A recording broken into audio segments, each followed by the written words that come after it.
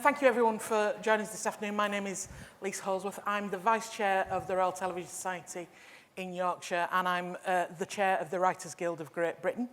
Both organisations have been doing a lot of work around the issues we're going to discuss today, so I hope I can share this adequately.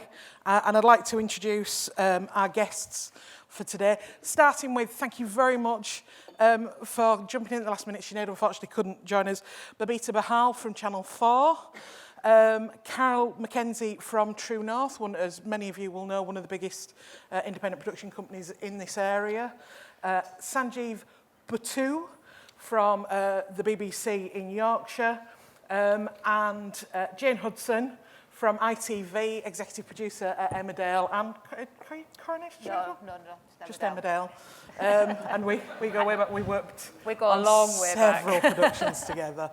And so we'll get cracking. We're short of time, but we will open it up for questions at the end of this. So get thinking what you would like to ask. Try not to be too awkward, although a little bit awkward's always good, I think.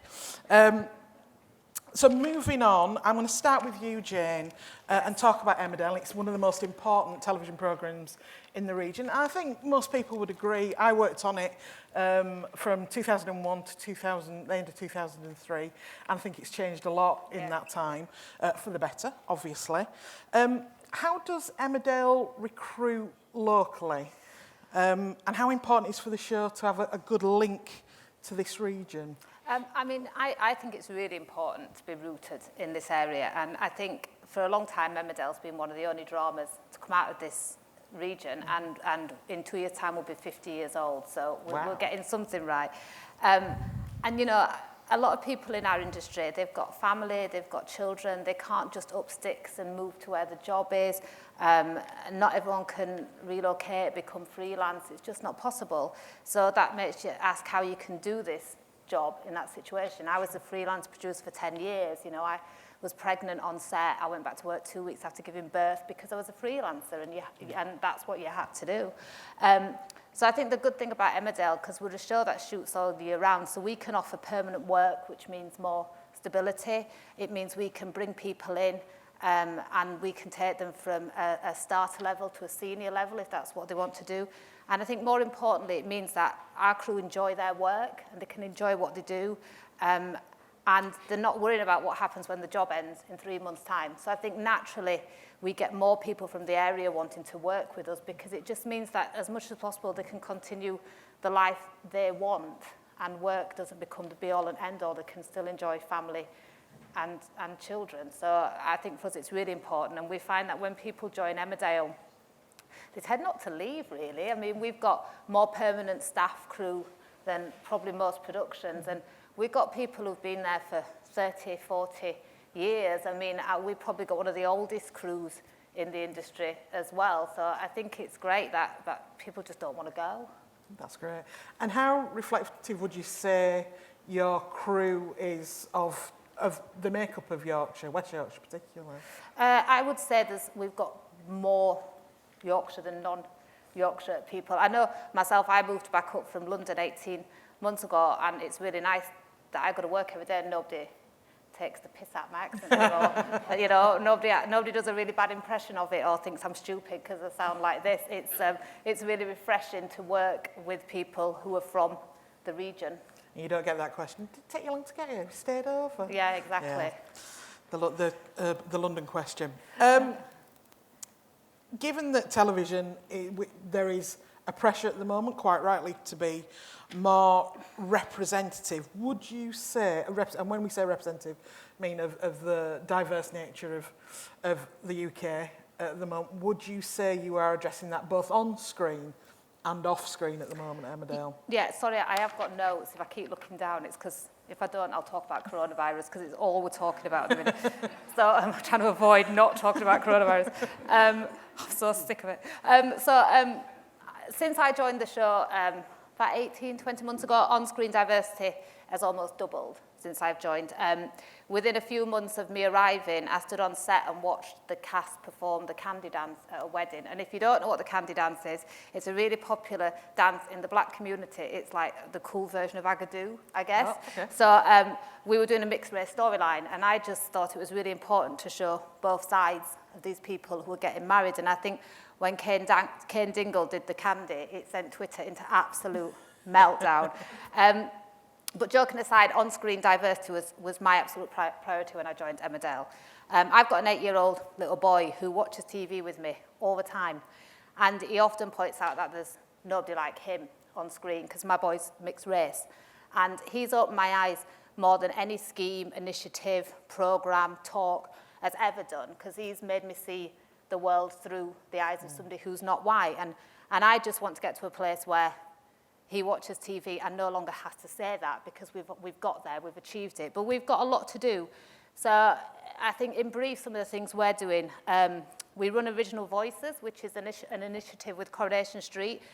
This targets the BAME community, as well as collaboration with the Disabled Artists Network. We had 109 scripts submitted, and 4 candidates went on to spend time in the story office, work with the writers, and 1 candidate ended up with a full-time job in the story office. We do a director's training scheme, which runs on both soaps, and that's for directors from diverse backgrounds. We also launched First Break last year, which is a social mobility initiative, and it's basically to open TV up to people from kind of disadvantaged backgrounds. And from that, we've got 10 people who are doing 5 paid days shadowing on both soaps. Last November, we invited a group of students from diverse backgrounds to come to Emmerdale, do a storyline session with our team. They wrote a mini script, and then we got 3 actors performing it for them. And I can't tell you the excitement from these kids who suddenly wanted careers in TV. And I was just talking to my HR manager the other day about doing more in schools, because I think that's where we need to target is schools. And I think we sort of miss a trick when we do initiatives that are for BAME youngsters and not for anybody else. We now have the phrase unconscious bias, which I think is a bit of a middle-class, comfortable way of saying why we might not employ BAME people. And actually, I think what we need to do is put BAME children with white children together in rooms who wouldn't normally mix with each other, and get used to being around each other and go, this is somebody I work with, just like me, we're storylining together, and actually when I go into the workforce and I'm employing people, I'm not going to see a difference anymore. And I know that sounds like a bloody pipe dream, but I just think if I can do something, if I can straight away go into schools in Yorkshire and bring these kids together and start there, then I hope it changes how they view each other when they're in the wider world. Do you feel that? Off at a tangent then. I did that. Sorry. No, good tangent. It's just because I've got my little boy. Do you feel the weight on your shoulders because you produce one of the most watched shows on television that you have to keep an eye on, making sure that, and yes, it is a middle class term, but unconscious bias isn't creeping into scripts, isn't. Yeah, I think you're absolutely, and I think it's really important that you show the harm it can do as well when people have opinions they do. You know, we've got to address that as well. And like I said, I was a freelance producer for 10 years, and I wasn't aware of diversity issues then, I guess. But because my circumstances have changed and diversity is in my house every day, you know, it's the person I love most in the world is BAME. It's made me have a whole different look and a different determination to do things about it. Fantastic, thank you, Jane. I'm going to move on to you, Babita, and ask about Channel 4. Obviously, very exciting that you're here. Yes. You're not coming here, you're here. We're here. Although We've the arrived. scaffolding is still up out there, and if you could do something about it, it's making transport very difficult in Leeds. I'll drop them a memo. I mean, I suppose the question that we're asking is, why now? Why move out to the regions now? Do you know what? I think it's probably well overdue. For far too long, London has been the place where people have felt they have to uproot, they have to move their families, or they have to commute to go to work if they want to work in television. It's been the hub and the London bubble. So I think it's a good time to be moving out. We have made a massive commitment over and above what Ofcom required to have 50% of our programmes by 2023 coming out of the nations and regions. We're only going to achieve that if we're in those communities and we're speaking to production companies and growing talent in those places so we can tell those stories authentically. So we've got hubs now. This is our new HQ, which is super exciting. We've also got hubs in Glasgow and Bristol as well. And what's really important about the people that are leading those hubs is that they are from, or they work or have worked within those communities for a long time. So they're embedded, they're doing the outreach, and they're bringing those authentic voices through with them. So I think it's a good time. And, you know, the Steph show's here. It's going to be coming from the dock, you know, every day, and that's massive. So I think it's a good time. It's exciting. Very good Tesco's down at the dock. What are you putting in place to make sure that you recruit locally? Now, obviously, one of the criticisms of Salford when the BBC moved there is that the trains out of Piccadilly on a Friday night were absolutely full of people going back to London for the weekend. Absolutely. How are you going to make sure that doesn't happen in Leeds? You're pretty close to the station. We are really close to the station. And I think that, you know, it will always be a mix of people who, you know, have the option to relocate, and eventually we will have 300 jobs across the nations and regions. 250 of those will be here in Leeds, and that's really important. And the point I make about our hubs heads being local is they're able to do that outreach, they're able to connect with local recruitment agencies and get that talent in for us. It's really important to us that we have local people doing the jobs in those hubs. It is not about moving people up and down to London. Very glad to hear that. But in fairness, you are coming to a new area, and it would be naive as to think that it doesn't present its own challenge. Have there been challenges you've had to handle? So my particular role, so I should probably say I'm Head of Creative Diversity. I'm 5 weeks in at Channel 4, actually. So I was at the BBC previously, so and I'm also not Sinead, so 2 reasons to go easy on me. But we have, you know, because of the way the ecosystem has worked, you know, most of the work has been down in London. One of the things we have found is that we need to grow a pipeline of talent, not just at entry level, but also skill people up at those, I think Mark, you mentioned, at those craft skills in the areas so that we're growing careers. And that's one of the things we've seen. So in Bristol, we've moved First Dates down there, Dog Houses down there. Those productions are crewing up from within Bristol and the surrounding area. But we're also having training attached to that skills people up to do the roles that are required. So, you know, that's a challenge, but it's a great opportunity. It's a great opportunity to skill up local talent for people to be able to work where they live or they've grown up. You know, I think that's something that hopefully over time will not be such a big challenge. Now I'm going to do something very unfair to you, because one of my questions is about a quote from Sinead, but she did mention in a broadcast article that Channel 4, when it comes to diversity, would like to work more collaboratively with ITV and BBC. Obviously, you already work with CDN and getting the figures through as part of Project Diamond. What else would you like to see happen collaboratively, cross-platform? So, as I said, I've just left the BBC, and my parting comment to June as I was leaving June Sarpong was, this is going to be brilliant because we are now connected and we will work together and we will, you know, if there's a space that's not competitive in the industry, it's the diversity and inclusion space, because actually we're working for the greater good of the industry and we have to work together because actually we all work with the same production companies, we work with the same talent. So it's important for us to sort of do what we need to do to make the difference across the whole of the industry. So, you know, we will be hosting an event with the Bridge Group at the end of April about social mobility. We will be bringing all of the broadcasters together. So Sam Friedman will be speaking at that event, and he did that piece of research that identified the media industry as being quite elite and quite posh. So we're coming together and saying, right, this is an industry issue. Let's come together. And Sam Friedman and the Bridge Group have created a toolkit that helps the industry, measure and look at ways to open itself up. So I think that is a sort of proof point in terms of how we need to come together, because the industry is the same for all of us as broadcasters. Those challenges are the same. And coming to Sanjiv, speaking on behalf of the BBC, I know you've been dropped in this at the last minute as well. Do you think it's important for the BBC to collaborate across the channels, across producers?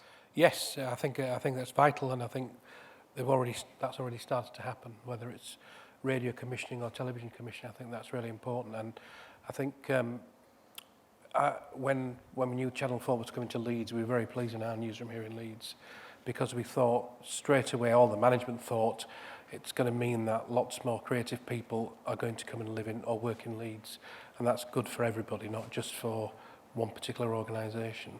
And with more organisations based in the north, it means that those who are all, I've got friends and actually family who work in the media industry, and they all go to London because that's where you go to audition, that's where you go to pitch. Nothing happens up here, but now it's slowly changing. So,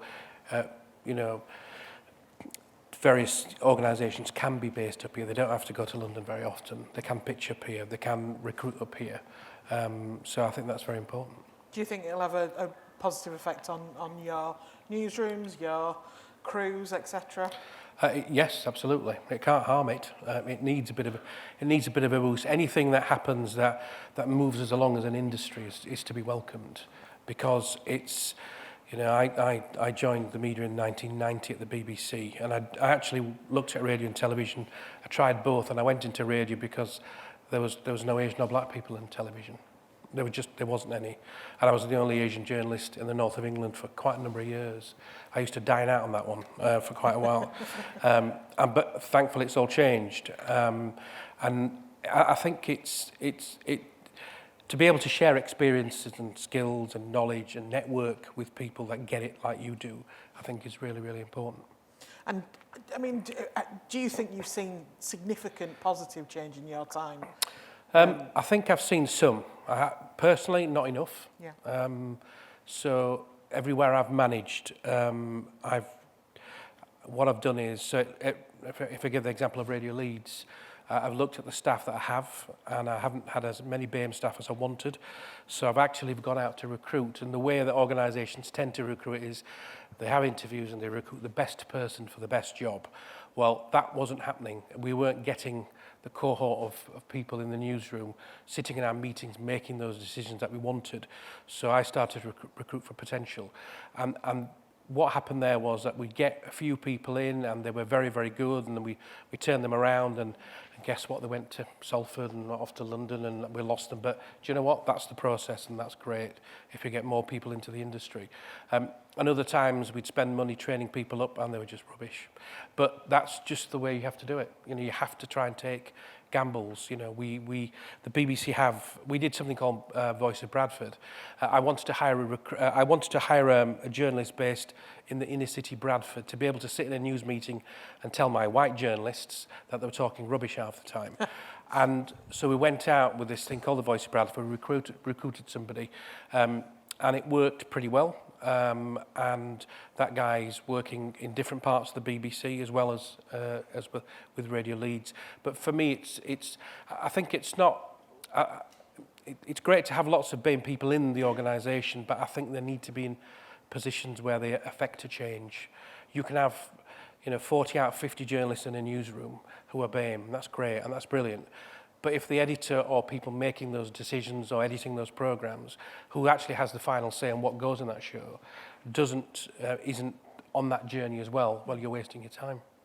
Do you think having better BAME inclusion, particularly in a regional newsroom, has changed the kind of stories that you're covering at the moment? And I'm a local news junkie because I live in Leeds and I love it, and I think that inclusion is better, but I'm aware that I'm watching that through my white lens, so I'm just wondering how you feel about that. Yeah, no, it's definitely changing. I come into a newsroom as an editor, And the first few months, I'm saying, not doing that, we're not doing that, that's rubbish, you know. And I remember saying to one of my team, the only time we go and knock on the Asian community's door is when it's Eid, when we want to cook a curry, when somebody's been deported or somebody's just been done for terrorism. Well, do you know what? You know, various communities, that's not their lives. You know, that's minute little things. They're paying the bills, the kids can't get into decent schools. You know, they have the same, you know, parts of life experiences that everybody has. So we need to reflect them better. So, for example, it's the today's the Chancellor talking and letting us know what he's going to tax us with or not. And I actually said to the team in Leeds, rather than booze and fags and petrol, which to give, you know, a lot of our communities won't smoke, they won't drink, so let's forget all that, it's rubbish. Let's talk about inheritance tax, let's talk about your personal taxation, family taxation, because that's where we're heading, that's where we're going, your properties are worth a lot more money. And that's not just a thing about BAME people, that's the thing about everybody. And that's a good example how we tilted the way we actually look at news and how we look at making programmes, particularly at Radio Leeds, and it works pretty well. And once you start to bring those kind of thought processes into a newsroom, that moved on to the staff used to say, well, let's do that because Sanjiv will like that. And I say, no, don't do it because I like it. Do it because it's the right thing to do. Yeah.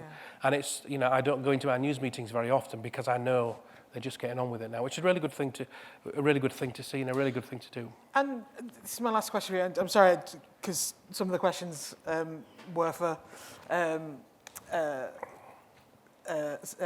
the person you've replaced, but this is of real personal interest to me. Do you think that representation has changed who your audience is for local news? I do actually. Not enough, because the only way we can measure this is phone-ins and interaction from text messages that we get from the audience. And we're getting a lot more people who, by their names or by what they are saying, are not white. Mm-hmm. That never used to happen, even 5 or 6 years ago. So the variety of responses that we're getting is different.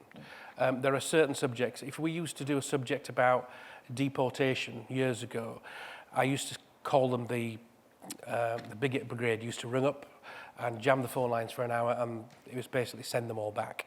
And now we don't do that kind of subject, but if we did, it's interesting that we don't get as many people ringing up with those silly views. Or ringing Jeremy Vine on radio too. Possibly. So I think it has changed, and the letters that we get and the interaction that we get, and when we go to community centres or go in and do outside broadcasts in certain places, people know who they are, people know who we are, and they know where we've been, they've watched us, so we're getting the feeling, not enough, because while we've all been doing this, while the media have been getting on with life, so have the BAME communities. See, if you've got Sky TV, there must be at least 100 channels that are being from all over the world, from India, Pakistan, Africa, and their uptake is quite a lot. And I think, the BBC are playing catch-up. Even radio to some extent is playing a little bit of catch-up because there's audiences. My 24-year-old daughter doesn't watch BBC One at all. She watched a bit of BBC Three, and she watched some cable channels, some from South Asia, in English. And I ask, why are you doing that? And she'll say, because it's more about, they talk about what I want to know, what they're telling me about and what I want to know. And I think, it's a big challenge, and you have to change or you're going to die. Thank you. And last but by no means least, particularly if you work in this region, you know Carol from True North. Now, you've just heard the big channels talk about their big money and what they can do. It's a very different structure if you work for an independent production company. How do you think True North has reacted to a need for more diverse talent and more regional recruitment? Well, True North has always been very much Leeds-based and to a certain extent sort of Manchester now. But so we've always wanted to encourage people who live in the region to work in the region and try and get them early so that they don't all go off to London and you only might get a few of them back later on when they've got a family. You want to try and catch them at the start of their career. we're different to Emmerdale in that we have a very, very small staff team, and everybody else is project-based. So we don't have a regular schedule across the year in terms of what's in production. We staff up on an individual program-by-program basis.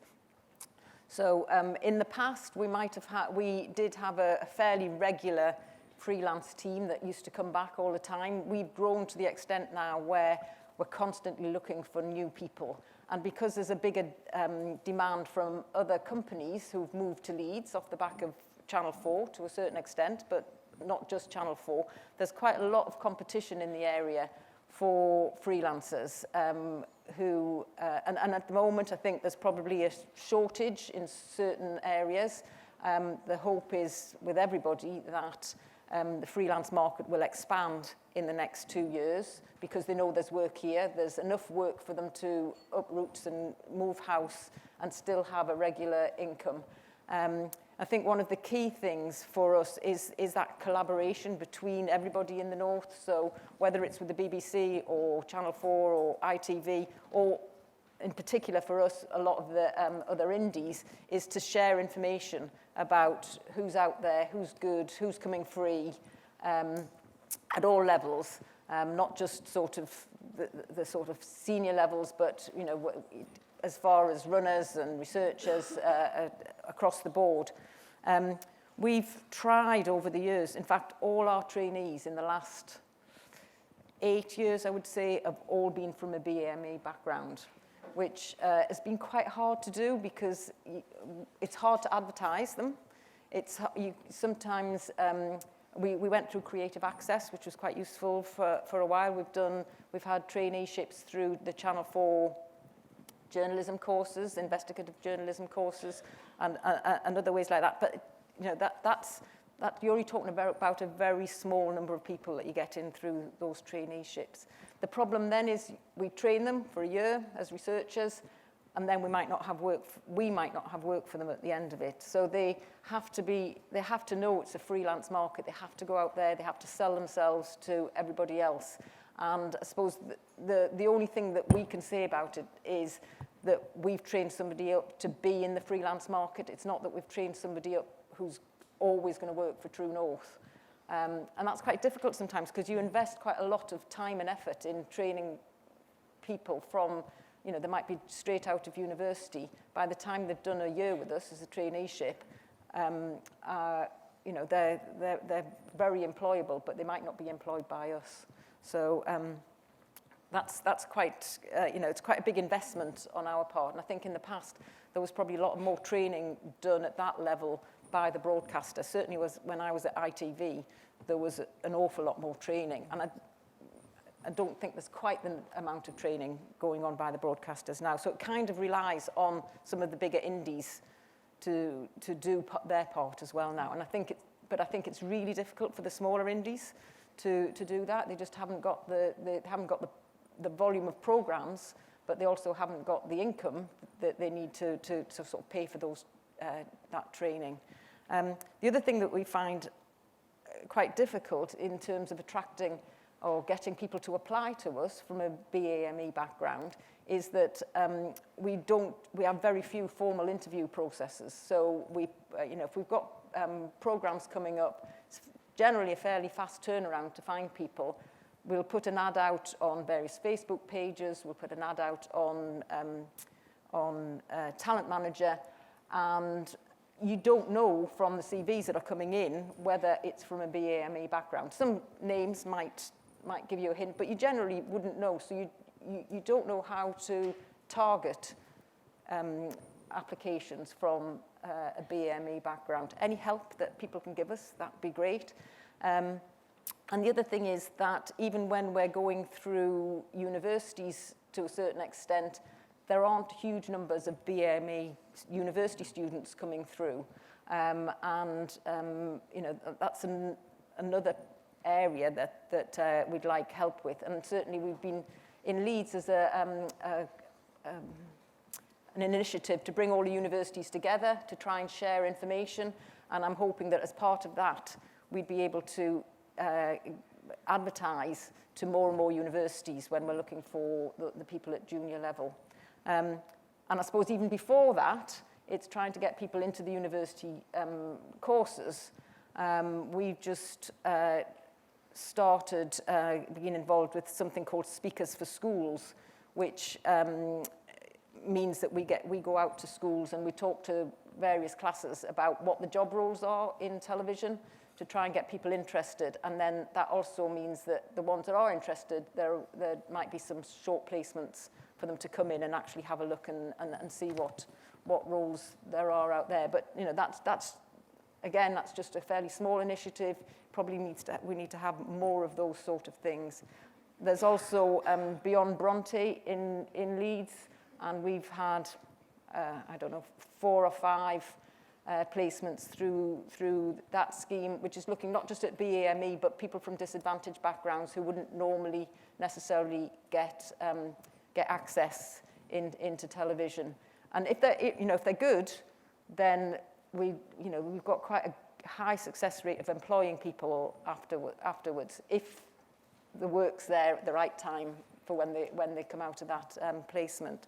So it can be challenging to try and keep people once you with us, because that's not how the freelance market works. But I think if everybody's working on trying to work together, then at least it would keep people in the region. Babita, you mentioned the pipeline. Sorry, do you want to come back on that? Just jump on a couple of things, if I may, actually, Carol, that you've said.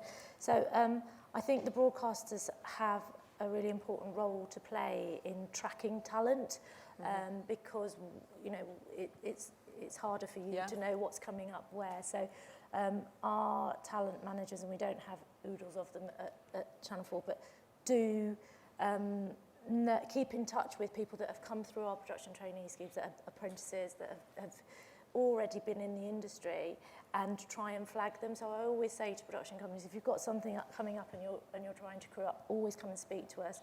And we can also direct you to various different talent pools that might bring in different voices. You know, it's not just about BME, it's about social inclusion, it's about disability. The Diamond Report that came out 2 weeks ago shows that we are massively underrepresented behind the camera when it comes to disability.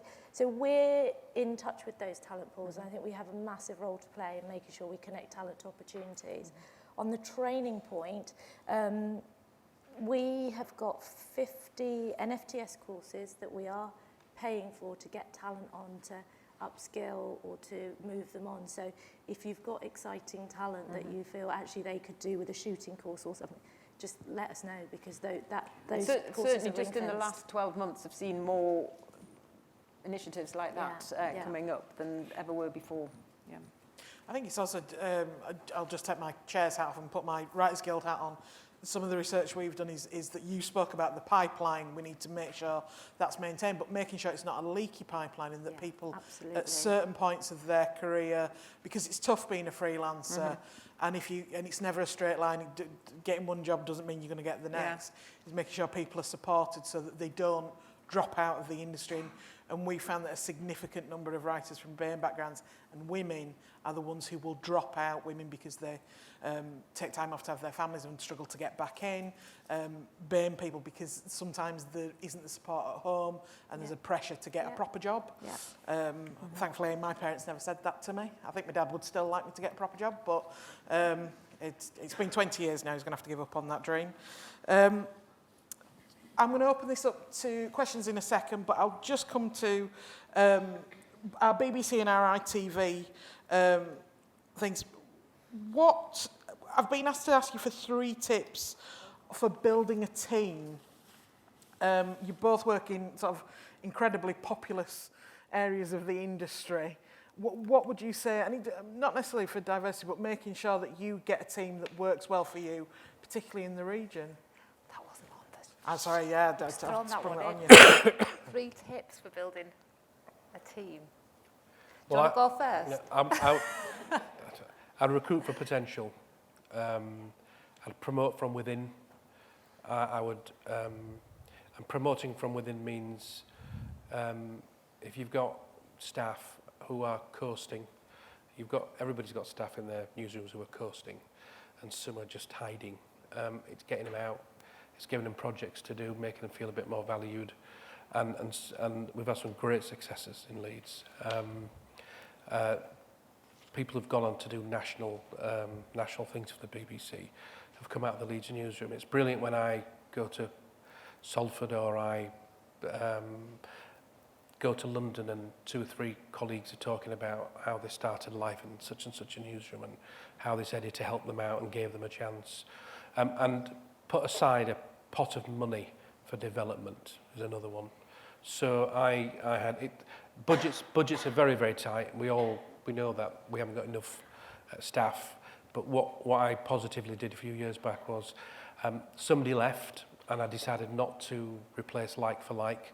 I put some money aside. What we were finding was there are now a small but growing number of people from BAME communities and those from white working class communities, if I can use that phrase, who are not getting into large organisations because they're not like us. Having said that, I never went to university, and some of my staff never did either. And it's basically, we put some money to one side because they were getting the qualifications, they were coming out of university, nobody was giving them a chance to prove themselves, therefore they couldn't get a job and then they disappeared again. So I put the money aside, and what we did was, we had a rolling system of every 3 months hiring somebody and giving them a 3-month contract, getting them into the newsroom, and some of them worked really well, and some of them didn't. But at least we gave them a chance. And those that worked really well, they put it down on the CV that they worked for the BBC, paid for 3 months. So it's not an apprenticeship, it's not a 2-week placement. And from that particular with that on their CV, some of them have gone on to get better jobs. It just gives them a bit more of a foothold. The disadvantage about doing all this is the amount of staff that I lose is unbelievable. They come in, we train them up, they're brilliant, and somebody nicks them. Yeah. They go off to Salford, some of them reading bulletins on BBC Sport, some of them doing all sorts of some work at World Service. I've got one chap who's now in a bureau in South Asia. But in a way, it's good because we're sort of taking one hit for the team, if you like. We're getting people into the industry, and they will remember you, and they do come back and help you out occasionally. So it's, I think, gone are the days of being really selfish and grabbing a team and keeping hold of them, because that won't happen either. And inevitably, if you're not fairly in with a young family who've got kids at school, they're not going to hang around locally. They'll disappear very, very quickly. And you just have to take the rough with the smooth, I suppose. But when you keep them for a couple of years, it's quite good to have them around. And if we keep doing that and keep replenishing, and it becomes... we've got a bit of a reputation in Leeds where people will come and apply for jobs with us that they wouldn't have done because they know somebody else who was helped out, or they've recognised that we're actually helping new talent come into the system, into the pool. And the BBC have got this system called New Voice, a scheme called New Voices. We did, as I mentioned, Voice of Bradford. So the BBC decided to do a national talent search every year now, and they did the first one last year, and they're going to keep doing it every year. So you've got a 1-minute spot to anything you want, and the BBC will give you something, whatever that something. It could be a programme, it could be a bit of training, it might just be as a contributor onto a programme. And we're getting lots of new faces back into the system where it sort of stopped the last 3-4 years. They just disappeared. And actually, if you look at... so Trinity All Saints in Leeds was great for Radio Leeds, because lots of people were doing their postgrads or their undergrad in journalism, and it's a melting pot where you could go and pick people. But if you look at the course, hardly anybody goes on it now. Sometimes they don't run one in 1 year. So and so we've got to think of inventive and different ways of finding our staff. And you were mentioning about CVs and who's what.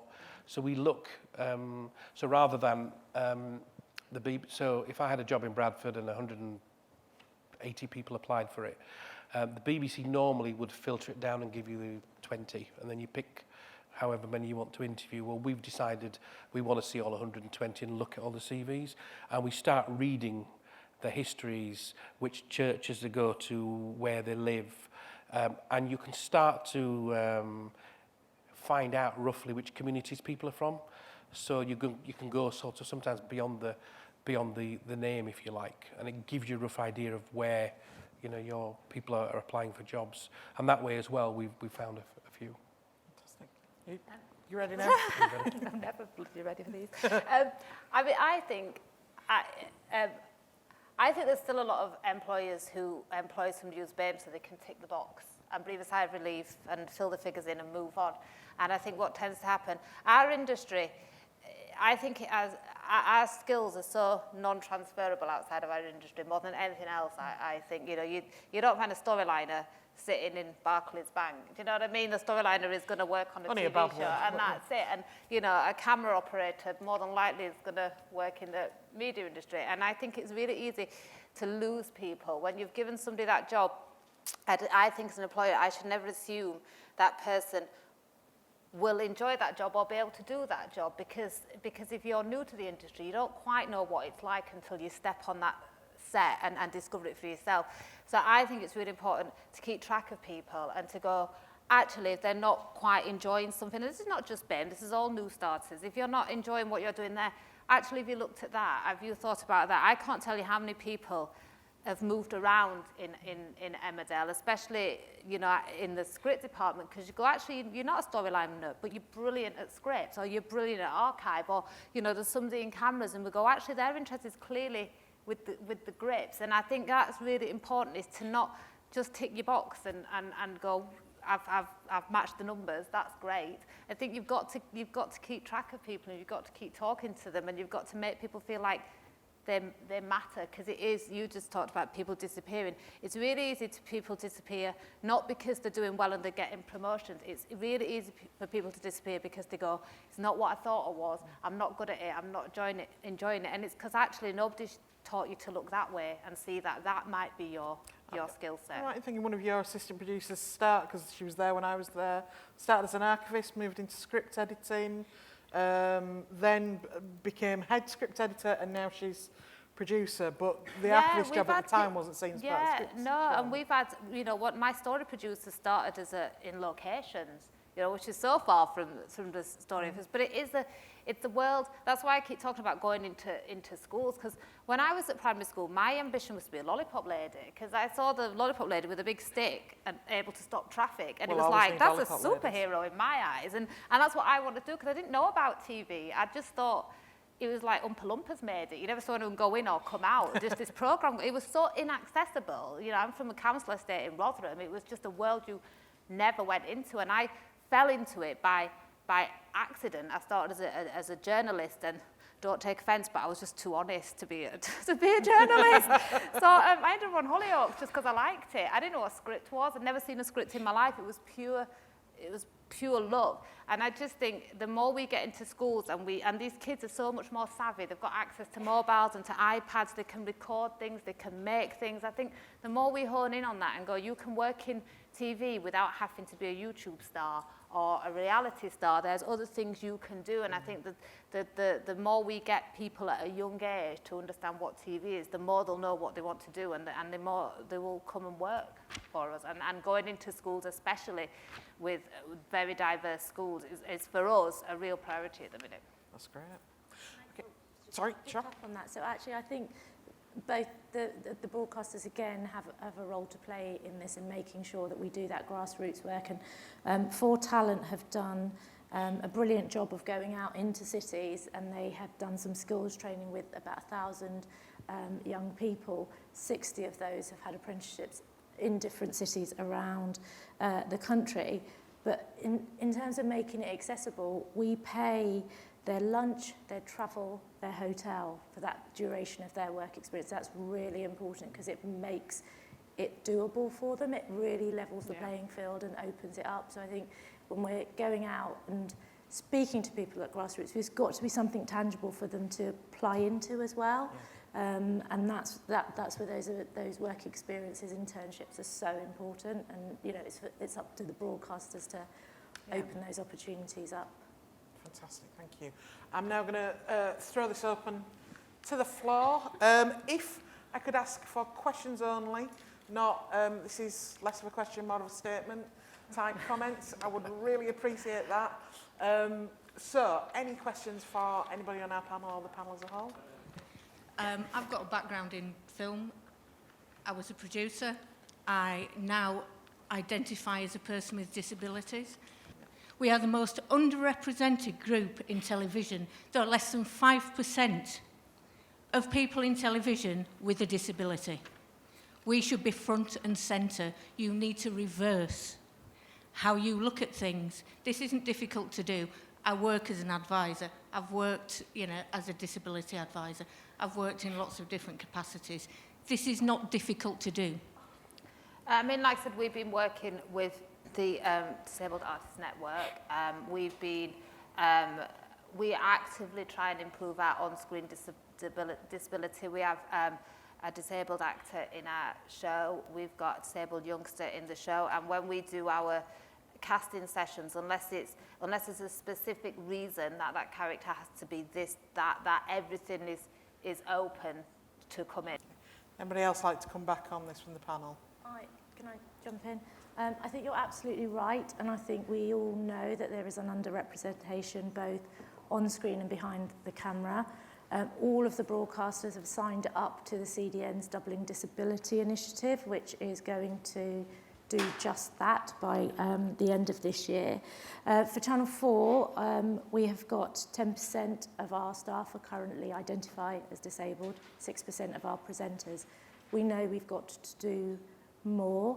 At this year's Paralympics, we've used the Paralympics as a moment to train on and off-screen talent, and we're growing that talent. So at this year's Paralympics, there are senior craft skills, sound and camera crew who are identified as disabled and have come up through that way and are working consistently. There is absolutely not enough being done. When I was at the BBC, we did a disabled writers access group as well. So I think there are pockets of work going on, and we need to see more of that coming through. And I have to shout Think Bigger out, actually, because they do an amazing job of training that talent up and tracking them and making sure that we are getting them in front of productions and getting them work. We also do work with PACT and Think Bigger to do hiring for disability training for producers. So there are lots of bits of work happening. We just need to make sure that results in even more numbers and more representation on and off screen. We don't do enough. We don't do enough for various groups, and how you're feeling. That's how other groups feel as well. I was at an event a couple of years ago where the only black person in the room, apart from me, were the people serving us dinner. And so there has to be systems. The large organisations all set up quotas, and they all set up, we have specialist correspondents, we have people that are working in, if I can say what Radio Leeds did just last year, we have staff who are not able. We encourage them to work in different parts, and this is not just reporting, this is some of the technical trades, which it's quite difficult, but we work with them, and with one member of our team, we hire an extra person to make sure he can work, or else he wouldn't have been able to work. And also, we've done specialist programs about disability in the media. We did one of those last year in Bradford. We're always doing something, but you're right, it's not enough. It isn't enough. There is no excuse. There was a question over here that we were coming to next. It may be covered.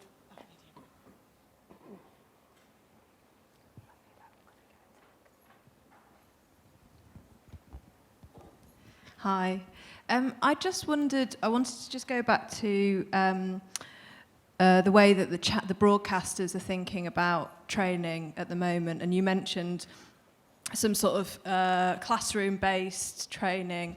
I just wondered whether there was going to be a move at some point towards on-the-job training in the form of a training levy that could help independent production companies sort of take on and retain people from BAME backgrounds and socially diverse backgrounds.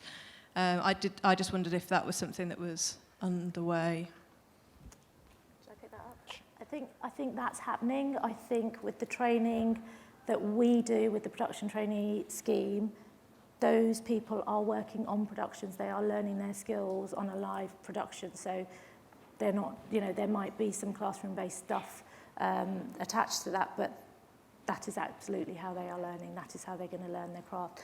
Additionally, if you think about things like the Mama Youth Project, so the trainees on that, they produce a magazine show that goes out on Sky. They are absolutely making the content, so they're learning it that way. I think it's the way you're going to learn, you know. I think there's actually not a great deal that is classroom-based. You know, when we're doing shooting skills, editing skills, you're doing it with the kit. It is absolutely the way the training is already. Yeah, I think ITV, the director's training scheme, is you're very much on the floor and learning. And First Break as well is all about being on the floor, being on live sets and getting as much experience and also allowing you the chance to see which bit you're interested in, actually. So we try and do as much as we can for real, if you like. I think I was also talking about not so much entry level, and I appreciate that's maybe not what you're referencing there, but in terms of your sort of prime time broadcasting, you mentioned Doghouse and First Dates. Is that a specific skills and training program that you're running for those productions? What does that look like? And I guess what I'm talking about is the freelance nature of this industry and production companies. If they're not able to kind of continue to employ, that what system do we have around those kind of big programs that are going to be hopefully made up here to retain and attract that talent to the industry? So I think we're taking quite a bespoke approach to that. So we're looking at what the individual skills gaps are, and that's why it's brilliant having these NFTS courses, because they can people can go and skill up. So it's not entry level. I think the industry traditionally has done a lot to entry level. It's about getting people to that next position. What do they need to step up, or what do they need a little bit of extra help with to be able to do the job that they really want to do or step up into? Yeah. Go on.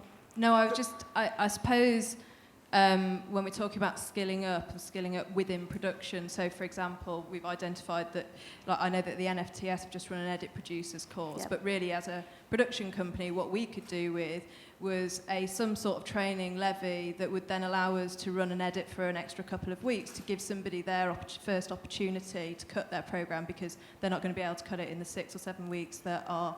And obviously production companies have a responsibility to sort of take ownership and pay for that training as well, but I just wondered whether the channels had thought about.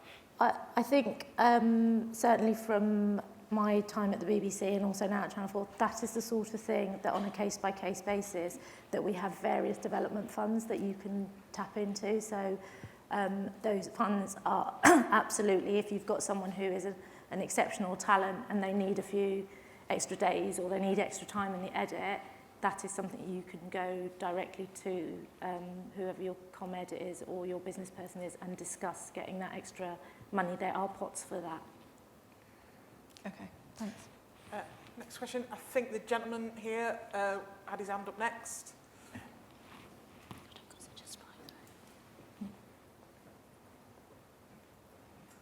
And this, unfortunately, will have to be our last question. I feel like it's probably been asked before. But so you speak a lot about employing or diversifying your team a lot.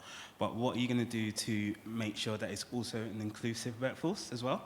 And particularly for like trans people, a lot of you haven't really mentioned trans people.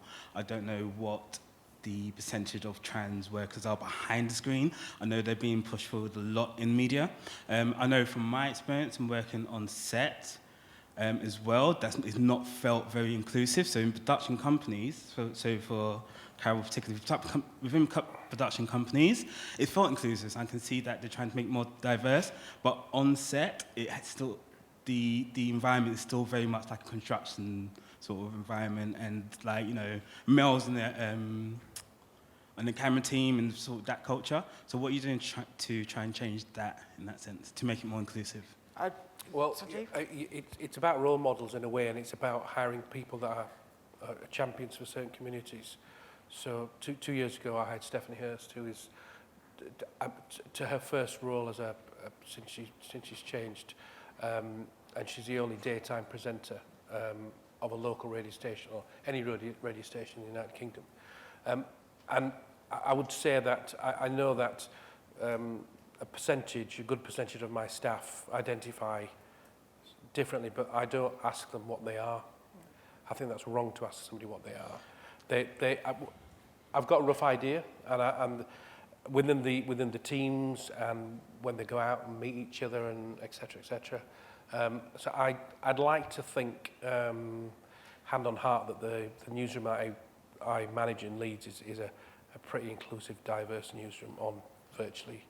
So, but what are you doing to make sure that your teams particularly are more inclusive? Because it's very well hiring someone diverse, but you need to retain them. You need to make sure the whole workforce is inclusive as well. So it's not about sort of avoiding their differences, I don't think. Yeah, but it's about, so we created an LGBTQ+ program last year, and it's about making sure that the whole team on that program are from, they can bring in more knowledge from their communities. We've created different strands and different programs. We're currently working with the Mind the Gap Theatre Company and bringing in people to create their own radio programs and giving people life experience and skills that they may go on to use, and then we might identify something that we could work with more in the future. So I think it's providing it's thinking differently and providing as many different opportunities as you possibly can, because ultimately we're as good as our workforce. If our workforce is from every background, from every community, they're going to make us sound and look better. And the content that we produce is going to be so much better. And more people will listen and watch it. I just give Joan and Carol a chance. In terms of the environment, as you say, making it more inclusive, more welcoming, do you think there's been significant change in your workplaces? I step onto a set, and it's, if I'm honest, it's still as, just talking about BAME for a moment, it's still as white as it was when I first started 10 years ago, really. I don't think there's massive difference, and I think that's really bad. Last year we managed to shoot an episode for International Women's Day of 97% all-female cast and crew. I don't think there's any other drama in the country could do that, and that's because Emmerdale's worked massively to increase its female workforce. I now think that's not sorted, but we're getting to an equality on Emmerdale between men and women, and now I think it's time to absolutely drive our attention elsewhere, because I know I speak about my son a lot, but he's coming to work soon because he's desperate to stand on set. I know exactly what he's going to say to me, and I just think now, we've got to change this. I don't want to walk onto a set and look at my crew and go, male to female ratio, actually we're brilliant at. BAME, we're really not, actually. And it's about finding people, and it's going right back to what I said before. It's about showing to people, this is an industry you can work in.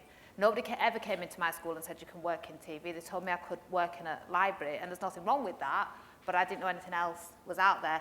And until we get into schools and talk to people about this industry, it's something you can work in, it's something you can be involved in, it's something we can talk to you about, we can get you in there, we can show you, we can, and come and join us, then why would you? Carol, do you think that... Sure. Do you think, though, that is to do with meritocracy? So heads of departments, for instance, camera departments, hiring people they know or they went to school with or look like them, do you think it's something to do with that in regards to the progression of inclusivity on set? I think if you're, I know when I was people often follow in the footsteps of their parents' jobs or their grandparents or their family's parents.